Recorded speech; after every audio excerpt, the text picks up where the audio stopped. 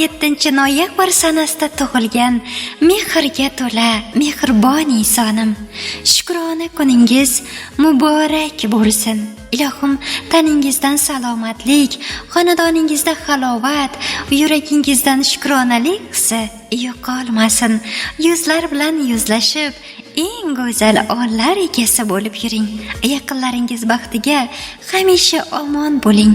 Aziz joningizni Alloh har vaqt asrasin va kutganingizdan-da go'zal lahzalar hadya qilsin.